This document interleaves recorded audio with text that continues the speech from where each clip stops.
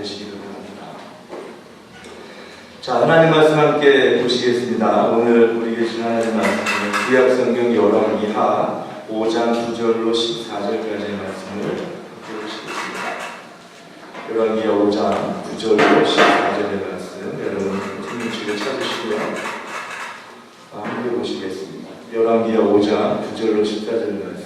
자, 오늘은 열왕기하 5장 전체 말씀을 좀 함께 좀 부분 보려고 합니다. 여러분 같이 저와 9절부터 10절까지 말씀 읽으시고 우리 책 덮지 마시고 우리 펴드신 채로 같이 하나님 말씀 나누도록 하겠습니다.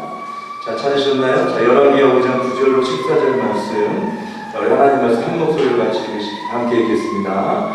나아만이 이에 말들과 병거들을 거느리고 이르러 엘리사의 집 문에 서니 엘리사가 사자를 그에게 보내이르되 너는 가서 요단강에 몸을 7번 씻으라. 내 살이 회복되어 깨끗하리라 하는지라. 나아만이 노하여 물러가며 이르되 내 생각에는 그가 내게로 나와서서 그의 하나님 여호와의 이름을 부르고 그의 손을 그 부위 위에 흔들어 나병을 고칠까 하였도다. 다메섹과 아바나와 바르바를 이스라엘 모든 가문보다 낫지 아니하냐. 내가 거기서 몸을 씻으면 깨끗하게 되지 아니하냐고 몸을 놀려 분노하여 떠나니 그의 종들이 나와서 말하여 이르되 내 아버지여 선지자가 당신에게 큰 일을 행하라 말하였다면 행하지 아니하였으리까. 하물며 당신에게 이르기를 실컷 깨끗하게 하라 함이리까 하니 나아만이 이에 내려가서 하나님의 사람의 말대로 요단강에 7번 몸을 잠그니 그의 살이 어린 나이에 살같이 회복되어 깨끗하게 되었더라. 아멘. 자, 우리 예배자에 오시는 환영하고 축복합니다. 우리 옆에 있는 교사 보시고 인사하겠습니다. 반갑습니다. 잘 오셨습니다. 축복해 주세요. 반갑습니다. 잘 오셨습니다.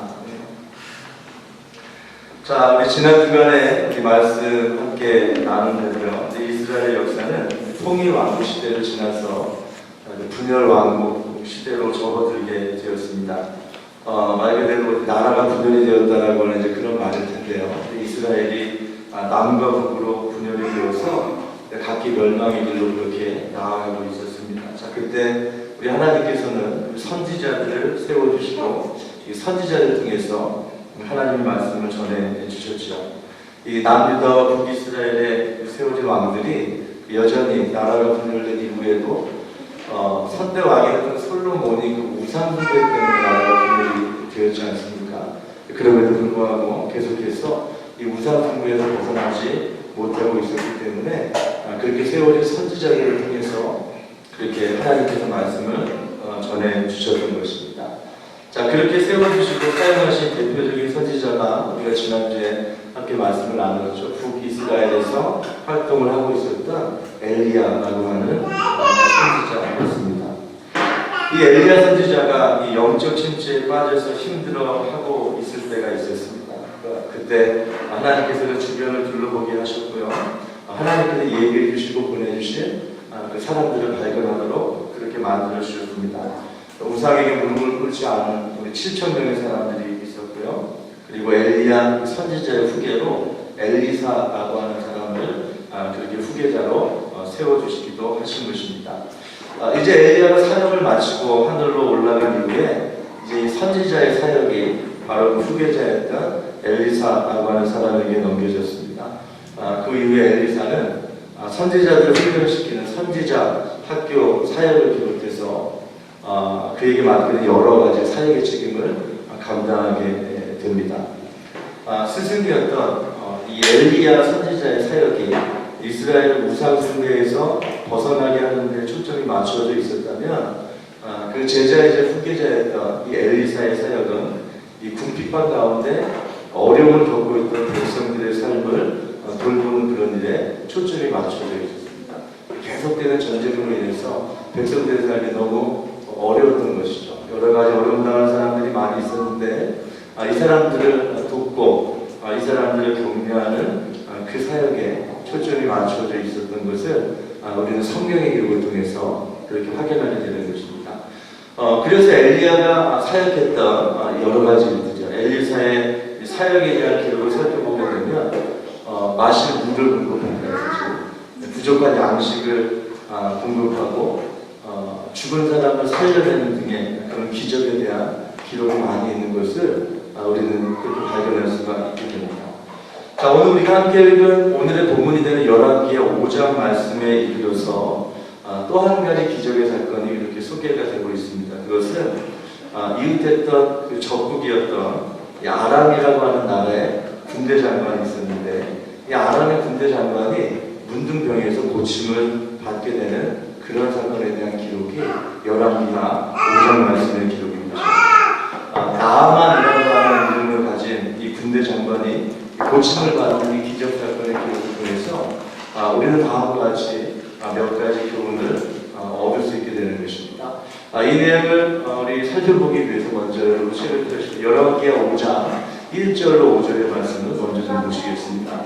자, 말씀에 이렇게 기록이 되어 있습니다. 아람 왕의 군대 장관 나아만은 그의 주인 앞에서 크고 존귀한 자니 이는 여호와께서 전에 그에게 아람을 구원하게 하셨습니다.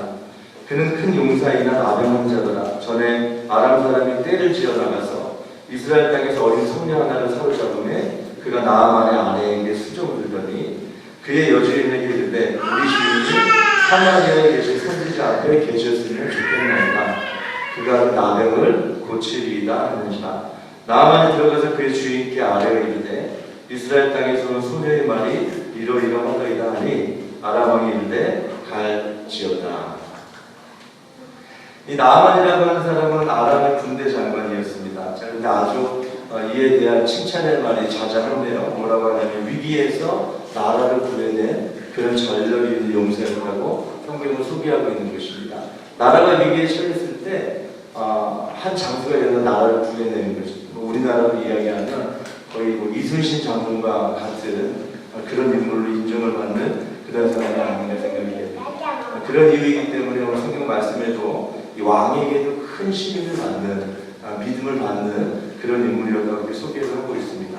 자, 그런데요, 이렇게 능력이 많고 이렇게 명성이 자자하던 그런 사람인데, 그러나 그런 그에게도 연약한 부분이 있었다는 것입니다. 그 연약한 부분은 다름이 아니고 그 바로 문둥병에 걸린 나병 환자였다는 것입니다.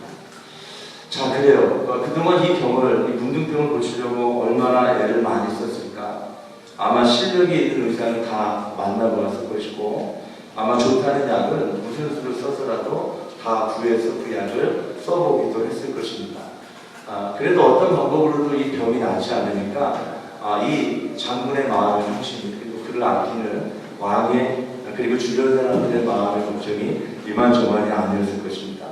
자, 그러던 어느 날 이스라엘에서 잡혀온 한 어린 소녀 노예로부터 사마리아에 가면 이 병 고칠 수 있습니다라고 하는 그런 이야기를 이제 이 장군이 듣게 되었다는 것입니다.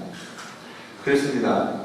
때로 우리 인생을 살아가면서 우리 인생 가운데 연약한 부분이 드러날 때가 있습니다. 내가 가지고 싶지 않은 그런 연약함인데 그런 연약함이 누구에게는 있지 않습니까? 이런 연약한 부분이 드러나는 그때 우리는 얼마나 마음 가운데 많은 상심을 가지게 되는지 알 수가 없습니다. 모든 일들이 다 내 뜻대로만 되지는 않습니다. 이 문제만 좀 해결되면 좋겠는데, 이 연약함만 좀 고쳐지면 좋겠는데, 그런데 그게 참 말처럼 쉽지가 않다라는 것입니다. 겉으로 보기에는 너무나 완벽해 보이는 가정입니다. 겉으로 보기에는 너무나 완벽해 보이는 그런 사람이기도 합니다. 그런데 가만히 곁에 서서 그 속내를 들여다보면 어느 누구에게도 말하지 못하는 그런 안타까움, 그런 연약함, 그런 어려움들이 있다는 것입니다. 하나님은 왜 이런 연약함의 문제를 우리 자신을 비롯한 모두에게 그렇게 예외 없이 주실까라고 하는 의문이 우리 마음 가운데 얼마나 많이 드는지 알 수가 없습니다. 오늘 우리가 기억할 것은 나아만에게 있어서 그에게 주어진 이 문둥병이라고 하는 이 연약함은 하나님과의 만남과 진정한 치유로 나아가는 그런 다리가 되었다는 사실을 우리는 발견하게 되는 것입니다. 한번 생각해 보시기 바랍니다. 만약 나아만이 문둥병자가 아니었다면 타국에서 잡혀온 어린 소녀의 말 따위는 귀 기울여 듣지 않았을 것입니다. 무슨 수를 써도 고칠 수 없는, 고치지 못하는 그런 중병이었기 때문에 나아만은 누구의 말이라도 들었어야 했습니다. 심지어 보잘것없이 보여지는 어린 소년들의 그런 말에까지도 귀를 기울일 수밖에 없게 되었다는 것입니다. 하나님께서 우리들의 상황을 그렇게 만드시는 그런 때가 있습니다. 문둥병이라고 하는 연약함 때문에 소녀의 말에 장군은 귀를 기울이게 되었고, 그래서 그가 하나님을 결국 만나게 되었다면 오늘 그에게 주어진 문둥병은 그에게 저주가 아니고 오히려 축복이 되는 것을 우리는 발견하게 되는 것입니다. 아예 처음부터 문둥병에 걸리지 않았으면 좋겠다라고 하는 생각이 있을 수 있지만, 그렇다면 하나님을 만나는 축복도 얻게 되는 것입니다. 그러면 오늘 우리는 우리 자신의 연약함, 오늘 우리가 당하는 어려움을 믿음의 눈으로 바라볼 수 있어야 되겠습니다. 믿음의 눈으로 바라보면 나의 연약함과 부족함과 그리고 지금의 어려운 상황도 축복이 될 수 있기 때문에 그렇습니다. 이 소녀의 말을 들은 나아만이요, 이제 왕을 찾아갑니다. 그리고 이스라엘 노예 소녀가 그에게 한 말을 왕에게 전하게 되는데, 아람은 또 나아만의 그 이야기를 다 듣고 이스라엘로 가라고 그렇게 또 나아만을 격려해 줍니다. 이스라엘 왕에게 보내는 신서까지 만들어서 이 장군을 잘 부탁한다라고 하는 그 편지까지 써서 나아만을 이스라엘로 그렇게 보내게 되는 것입니다. 이 장면을 묵상하면서 우리는 정말 믿음을 가진 사람이 누구일까? 참 믿음의 사람이 누구인가? 라고 하는 질문을 자연스럽게 해보게 되는 것입니다. 정말 하나님을 믿고 있는 사람은 누구일까? 정말 참 믿음 가진 사람은 다른 사람이 아니고 바로 노예로 잡혀온 어린 소녀였다라는 사실을 우리는 뜻밖의 발견하게 됩니다. 사마리아의 선지자를 만나면 병이 나을 것입니다 라고 하는 이 말은 그냥 아무 생각 없이 할 수 있는 그런 말이 아닙니다. 그렇지 않습니까? 아무 확신 없이 하나님이 고칠 수 있다라고 하는 그런 믿음 없이 할 수 있는 그런 이야기가 아니라는 것입니다. 선지자 이야기를 한다고 해서 노예 생활에서 이 소녀가 해방이 되는 것도 아닙니다. 만약 그렇게 소녀의 말을 듣고 나아만 장군이 이스라엘로 갔다가 만약에 병을 못 고치고 그냥 그렇게 돌아오게 된다면 이 노예 소녀의 목숨은 정말 죽은 목숨이 아니겠습니까? 그렇습니다. 정말 하나님께서 고치실 수 있다, 하나님께서 역사할 수 있다라고 하는 그런 믿음이 아니라면 할 수도 없고 해서도 안 될 그 이야기가, 그 말이 바로 소녀의 입을 통해서 그렇게 나오게 됐다는 것입니다. 이 이야기를 듣고 반응을 하게 되는 아람 왕이라든지 나아만의 그런 모습도 살펴보면 아주 믿음이 없다고 할 수는 없습니다. 이제 어떤 수를 써서라도 병을 고치지 못했고, 그렇기 때문에 이제 마지막으로 물에 빠진 사람 10부작이라도 잡아보자는 심장에서 나온 그런 행동일 수도 있습니다. 소녀의 말에 귀를 기울이면서 이스라엘까지 간다는 게 그게 어디 생각처럼 말처럼 쉬운 일이겠습니까? 나아만이 군대 장관이라는 중책을 맡고 있는 그런 사람인데 이 문둥병이 걸렸다라고 하는 그런 연약함이 이제 다 드러나게 되는 거잖아요. 이스라엘에 가게 되면 저 사람이 왜 이곳에 왔는가, 그의 병든 것과 그의 여러 가지 숨기고 싶은 그런 모습들이 드러나게 되는 것이고, 또 군대 장관이라고 하는 중책을 맡고 있는 사람으로서 그렇게 이스라엘로 보내진다는 것은 여러 가지 위험을 감수해야 하는 정말 큰 모험이 아닐 수가 없었다라는 것입니다. 그러나 그럼에도 불구하고 내가 그곳에 가면 고침을 받을 수 있겠다라고 하는 그들의 그 마음과 믿음이 있었다라는 것입니다. 자, 그러나 문제는 믿음 없음의 문제는 다른 곳에서 나타나지 않고 바로 이스라엘에서 나타나게 되는 것을 보게 됩니다. 문제는 이스라엘의 왕이었다라는 것이죠. 자, 열왕기하 5장 6절부터 8절까지 말씀 여러분 성경을 보시기 바랍니다. 이스라엘 왕에게 그들을 전한 일렀을 때 내가 내 신하 나아만을 당신에게 보내오니 이 글이 당신에게 이르거든 당신은 그의 나병을 고쳐주소서 하였더라. 이스라엘 왕이 그 글을 읽고 자기 옷을 찢으며 이르되 내가 사람을 죽이고 살리는 하나님이냐? 그가 어찌하여 사람을 내게로 보내 그의 나병을 고치라 하느냐? 너희는 깊이 생각하고 저 왕의 틈을 타서 나와 더불어 시비하려 함인 줄 알라 하니라. 하나님의 사람 엘리사가 이스라엘 왕이 자기의 옷을 찢었다 함을 듣고 왕에게 보내는데 왕이 어찌하여 옷을 찢었나이까? 그 사람을 내게로 오게 하소서. 그가 이스라엘 중에 선지자가 있는 줄을 알리이다 합니다. 아람 왕의 신설을 받은 이스라엘의 왕이 자기의 옷을 찢었다고 했습니다. 아람 왕은 하나님 앞에 나아만을 보낸 것이죠.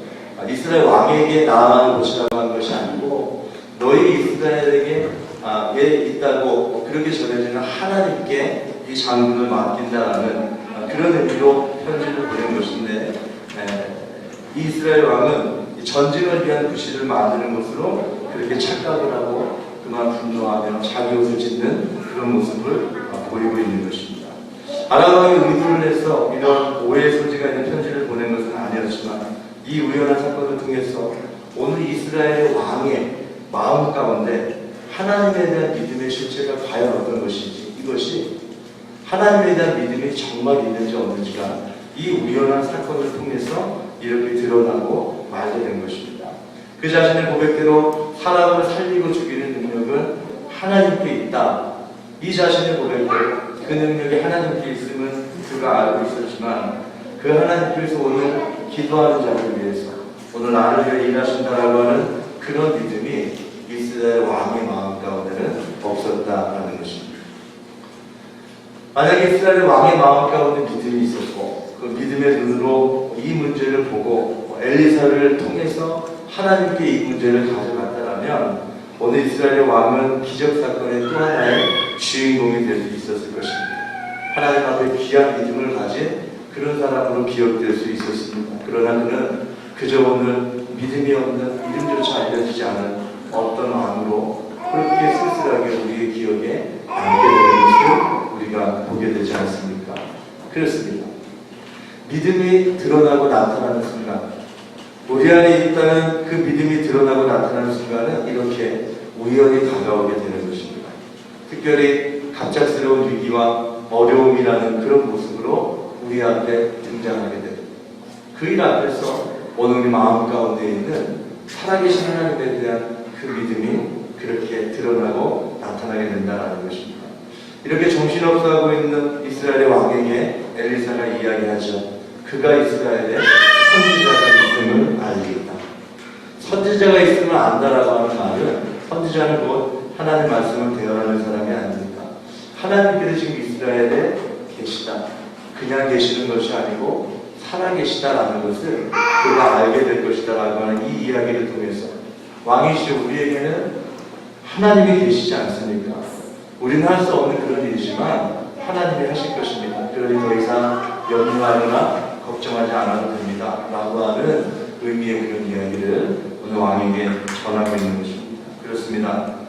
믿음의 눈으로 바라보면 그 문제가 아무리 큰 것이라도 그 문제를 통해 우리는 기적의 주인공이 될 수가 있을 것입니다. 하나님의 사람인데 그런데 믿음의 눈이 없으면 비참해지는 것입니다. 오늘 여러분에게 이러한 믿음의 눈이 있어서 여러분 앞에 놓여진 여러 가지 문제들이 하나님의 은혜 가운데 해결이 되고 하나님께 영광을 올려드리는 기적의 주인공 되는 그 축복이 여러분의 가정마다 여러분 발걸음마다 있게 되기를 주님의 이름으로 축복합니다. 아멘. 그 분명한 믿음으로 오늘 우리가 문제 앞에 설 수 있어야 한다는 것입니다. 자, 이렇게 우여곡절 끝에요. 이제 아랍의 군대장관 나아만이 엘리사의 집에 도착을 하게 됩니다. 자, 이제 되었구나. 이제 내가 보충을 받겠구나. 잔뜩 기대하는 마음을 가지고 이 선지자를 기다리고 있었는데, 야, 이게 웬일입니까? 이 엘리사 선지자는 밖에 나와보지도 않는 것입니다.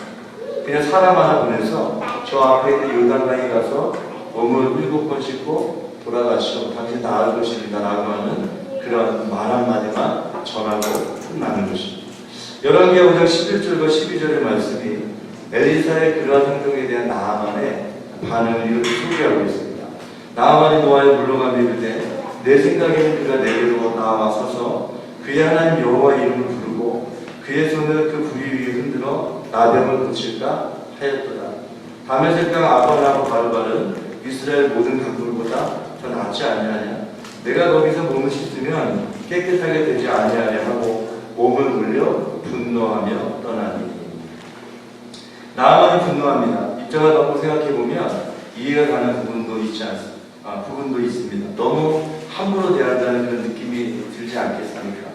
옆 동네에서 온 것도 아니고 다른 나라에서 먼 길을 거쳐서 그렇게 왔고 또 아람, 그 당시 그 나라가 가장 강한 나라였는데, 보통 나라가 아니었는데, 그 나라에 군대 장관이 왔음에도 얼굴 한번 안 비치고 인사 한번 제대로 하지 않고 그렇게 이야기를 듣고 나니 대접하는 것도 마음에 들지 않고 그 치료 방식이라는 게 강에 들어가서 몸을 씻으면 병이 낫는다고 이야기하니까 그 치료 방식은 더 마음에 들지 않았던 것입니다.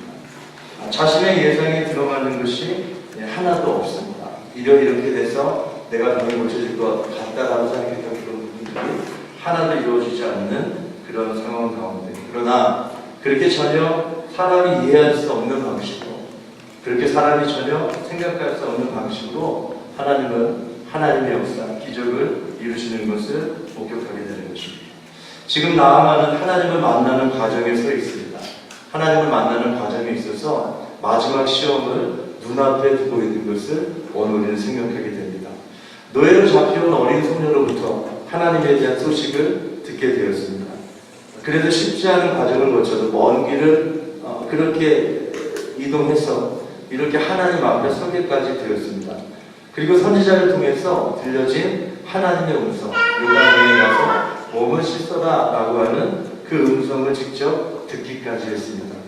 자, 이제 마지막입니다. 이 들은 말씀이 무엇이요? 순종해야 하는 것입니다. 자, 그런데 이 순종이라는 것이 그렇게 말처럼 쉽지가 않더라는 것입니다. 강에 들어가서 몸을 씻으라고 했습니다. 요즘에는 드문 일이지만 그 당시에는 흔한 일이었습니다. 빨리 나면 강에 들어가서 몸을 씻고 그렇게 나오는 것입니다.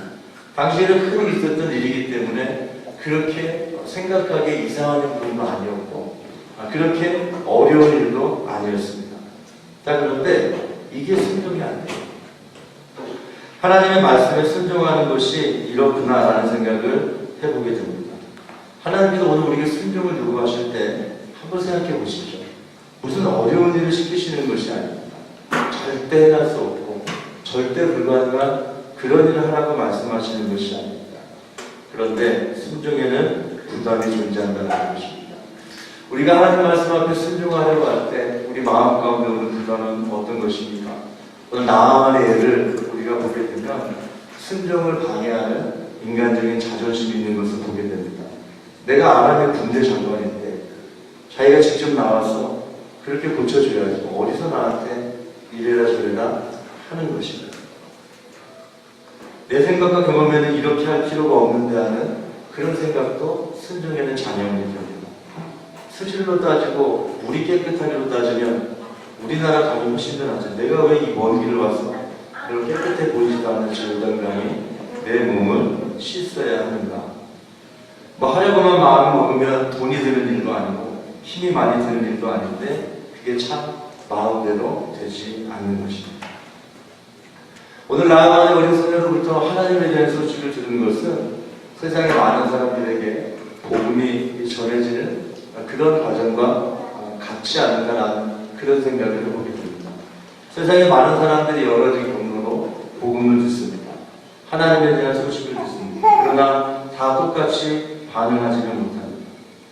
왜 하나님 믿지 않습니까? 라고 묻고 그 대답을 들어보면 뭐 특별한 이유가 있는 것도 아닙니다. 결론은 마지막 하나님 말씀대로 행하는 그 순종이 되지 않는 것을 발견하게 됩니다. 내가 왜 그 앞에 가서 머리를 숙여야 하나? 내가 왜 가서 죄의 소리를 들어야 하나? 순종의 마음보다는 반발하는 마음만 생겨나게 되는 것입니다. 결국 순종의 마음을 가지고 하나님 앞에 가서 하나님에 대한 믿음을 가지는 것도 내 뜻대로 내 마음대로 다 되는 것은 아니로구나.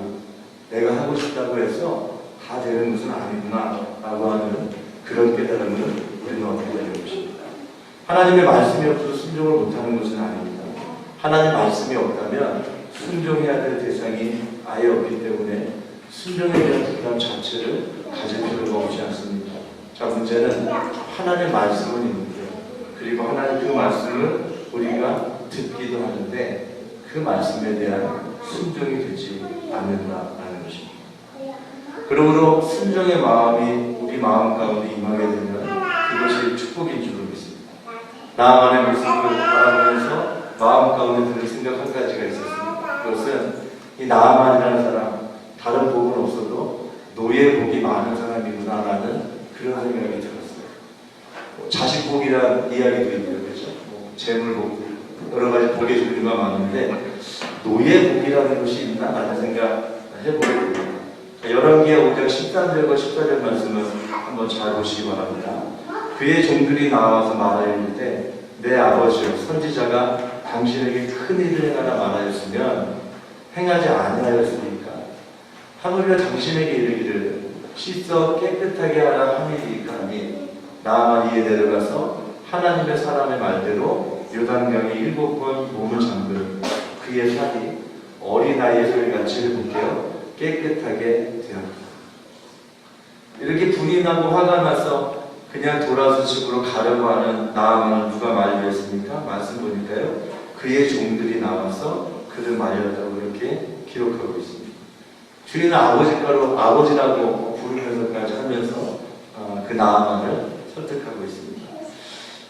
이 종들에게 이 순간적인 지혜가 없었더라면 이 이야기의 결말은 아주 다르게 났습니다. 나아만의 마음을 동조해서 그래 우리는 가십시다. 버려놓은 선지자 이스라엘 사람들을 군대를 몰고 와서 복수합시다. 대결해봅시다. 라고 하는 그런 스토리로 이야기가 진행이 되더라면 이야기의 결말은 아주 다른 것이었을 것입니다. 그런데 이 종들의 이 말들 때문에, 이 종들의 이 격려 때문에 나아만은 하나님 앞으로 나갈 수 있었고, 그래서 오늘 그렇게 그의 몸에 병이 낫는 기적을 경험하게 된 것입니다. 하나님을 소개한 것이 누구였습니까? 그의 집에 잡혀온 어린 소년 노예였습니다. 마지막 순종의 문을 통과하게 도운 것도 바로 종들이었습니다. 다른 사람들이 아니었습니다. 세상에는 이런 축복도 있구나 하는 생각, 노예복이라는 것이 있는 거구나 라는 생각을 해보게도 되는 것입니다. 그렇습니다. 하나님께서 우리에게 주신 것 중에 의미 없는 것은 하나도 없습니다. 그 당시 노예나 종은 사람 취급이 아니고 물건 취급을 받는 그런 대상이 아니었습니까? 그냥 필요한 대로 쓰고 부리는 것이지 거기에서 무슨 좋은 것을 기대할 수 있을까? 종들로부터 노예로부터 어떤 사람을 취할 수 있을까? 그러나 하나님께서 그 아무 기대 없는 곳에서 하나님의 역사를 보여주셨다라는 것을 우리는 생각해 보게 되는 것입니다. 이제 말씀하시겠습니다. 그에게는 문둥병이 있었습니다. 어린 노예 소년, 군대 장관이라는 격에 맞지 않는 선지자의 대적, 시중을 드는 종들, 깨끗하지 않은 요단강, 어느 것 하나 온전해 보이는 것이 없고 좋게 여겨지는 것이 없는 그런 상황이고 그런 환경이었습니다. 그러나 이 모든 것이 바로 나아만이 하나님을 만나는 그 일에 수익을 받은 환경인 것을 오늘 우리는 발견하게 됩니다. 그렇습니다. 하나님의 역사는 꼭 우리의 생각과 우리의 계획과 우리의 경험 안에서만 이루어지는 것은 아닙니다. 아니, 생각해보고 돌아보면 그렇지 않은 경우가 훨씬 더 많았습니다. 내가 기대할 수 없는 곳에서 그렇게 하나님의 은혜가 이룰 수 없다고 생각하고 포기했던 그 일로부터 하나님의 역사가 시작이 됩니다. 내가 도움을 받고 격려를 받을 것이라고 기대하지 못한 그 사람으로부터 위로와 격려를 받고, 그렇게 오늘 우리가 생각하고 기대하지 못하는 그곳에서도 하나님은 우리를 위해 일하시고 우리를 위해 역사하신다는 사실을 다시 한번 생각해 보게 되는 것입니다. 하나님의 음성을 분명히 들을 수만 있다면, 그리고 하나님의 음성에 우리가 기꺼이 순종할 수만 있다면 그러면 기적은 일어나는 것입니다. 오늘 우리 마음 가운데 다시 한번 믿음의 눈으로 우리의 내면을 돌아보겠습니다. 나는 지금 하나님의 음성을 듣고 있는가? 그리고 이미 나에게 들려진 그 음성에 나는 어떤 순종의 모습으로 나아가는가? 이런 기도의 제목을 가지시고 이번 한 주 또 그렇게 믿음 가운데 살아가시며 또 승리하시는 또 이번 한 주 축복의 시간 되기를 주님의 이름으로 축복합니다. 시간을 함께 찬양하고 오신 말씀을 들고 기도하겠습니다. 우리 아까 드렸던 찬양인데요. 주님 말씀하시면 내가